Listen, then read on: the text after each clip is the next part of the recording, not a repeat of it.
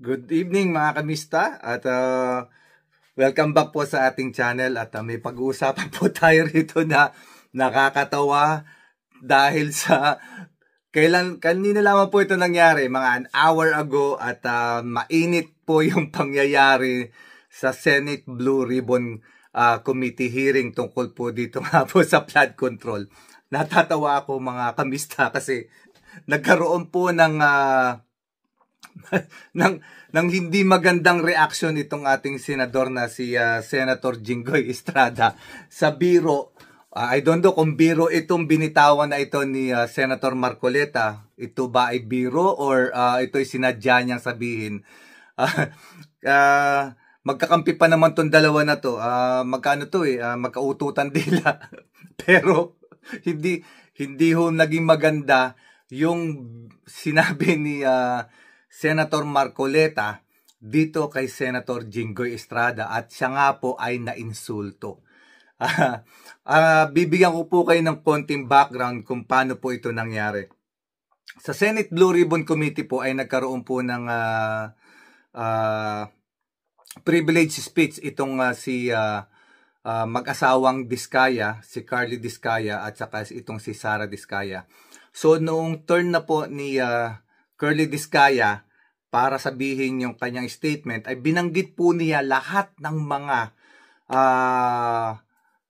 mga opisyal ng DPWH at mga congressman including yung kanilang mga asawa na kanilang binibigyan o nanghihingi sa kanila ng porsyento. Mga kamista, itatapik po natin yan mamaya po sa susunod ko pong video. Sobra po, napakarami po talaga ng mga congressman na talagang sadyang nanghihingi sa kanila ng porsyento at binibigyan po nila ng porsyento. At according nga po sa kanila, wala raw po silang magawa. Kailangan nilang gawain yon dahil kung hindi naman po ay hindi rin sila makakakuha ng mga kontrata. So ito po yung mga favor na ginagawa po nila para sa mga taong ito. So nakakasuklang mga kamista. Pero aside from that, balikan natin yan. Unahin muna natin kung paano na insulto itong si Senator Jinggoy Estrada dito kay... nadulas ako. Kasi natawa ako. Na-insulto itong si Senator Jinggoy Estrada dito kay Senator Marcoleta. At ipapaliwanag ko rin sa inyo. At I think, alam nyo rin siguro kung bakit may pinaghuhugutan itong si Senator Jinggoy Estrada sa biro na ito ni Senator Marcoleta. Pakinggan po muna ninyo mabuti.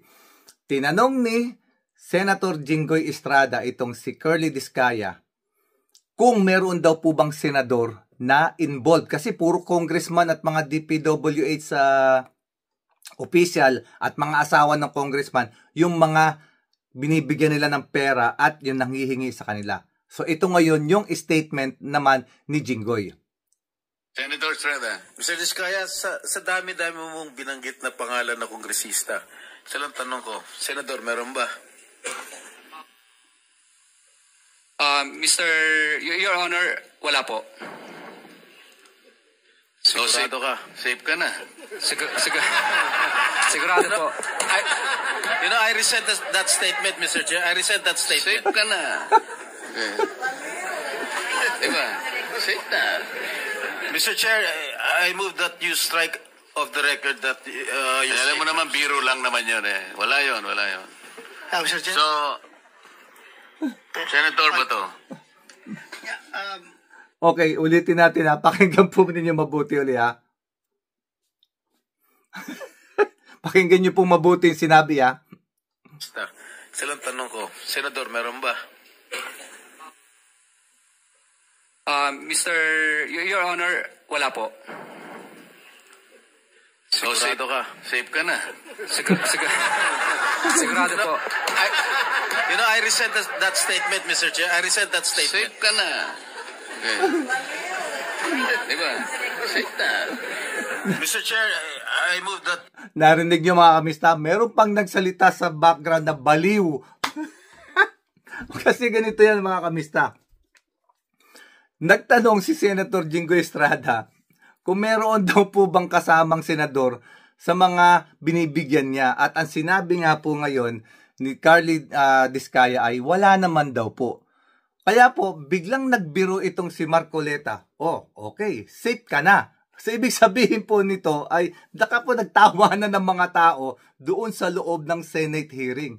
So, talagang napahiya po rito si Jinggoy Estrada. Papakita ko po sa inyo yung picture yan. Ilalagay ko po yung picture niya na kung paano siya na-insulto talaga. Kasi talagang sinabi niyang categorically na inano niya, I resent that statement. Ginanong po niya si Marcoleta. Kaya po ang sagot naman ni Marcoleta, ikaw naman, alam mo na yun, joke lang naman yun eh. So, I don't think it's a joke kasi kung nagawa niya magbiro ng ganon, kasi alam niya, may problema rin kasi itong si Jinggoy Estrada eh, na meron siyang problema before tungkol sa doon sa scam nila Napoles. Kung matatandaan niyo po, ito pong kaso ni Napoles na kinasangkutan ni Jinggoy Estrada ay 3 senador po sila dyan na nakulong po. Actually, 2 lang silang nakulong. Si Jinggoy Estrada, si Bong Revilla, at si Enrile po ay kasali po dyan sa Napoles scandal na yan. Pero dahil po matanda na si Enrile, hindi po siya pinakulong. Dahil binigyan po siya ng pardon agad noong time na yon. Dahil matanda na raw po. So, but anyway, ito po yung hindi magandang biro na ginawa ni Marcoleta. Kaya po sinabi naman ni Jinggoy na I resent that statement. Alam niyo po ba ibig sabihin nun? Ang ibig sabihin po nun ay insulted. Na insulto po siya talaga. At kung makikita po ninyo yung picture niya, ito po ipopost ko. Nakapost po dyan. Yan po ang itsura ni Jinggoy noong pong mga oras na yun. Talagang na-insulto po siya at napikon po siya. At ilang minuto lamang po, ipapakita ko rin po dito sa yung picture doon po sa hearing na wala po siya, umalis po kaagad siya. Na-insulto po at napikon si Jinggoy Estrada sa statement na yon ni Marcoleta. So mga kamista, kayo po ang umusga. Bakit napikon si Jinggoy Estrada? We have a comment section. Kayo na po ang bahalang magsabi. So, I think it's fair na talagang magalit si Jinggoy Estrada. Kasi naman po ay hindi magandang biro dahil live po iyong hearing na iyan. And itong si Senator Marcoleta ay hindi siya naging sensitive. Marami nga siyang binibitawang mga biro-biro dyan. Akala niya parang wala sa hearing. May mga biro siyang binibitawan na actually hindi naman po talaga karapat-dapat sa mga ganoong sitwasyon. But anyway, natawa po ako talaga.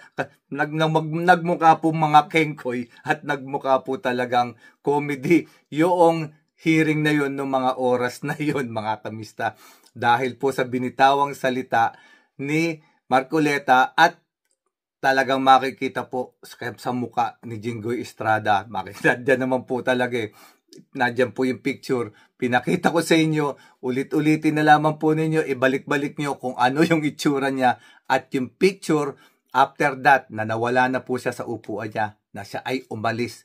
Dahil nga po, napikon ang ating senador na si Jinggoy Estrada.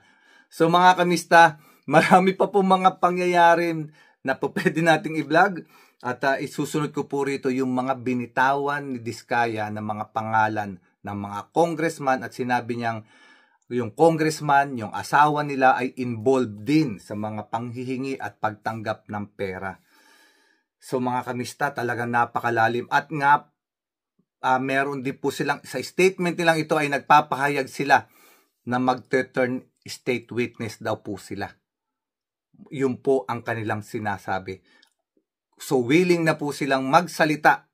Sasabihin nila lahat, mag-i-state witness sila at yan po ang tatalakayin natin sa next vlog po natin mga kamista. Hanggang sa muli, mga kamista, sa mga kapatid nating Muslim, Assalamualaikum, God bless us all. At please like, subscribe, and share sa mga kamista.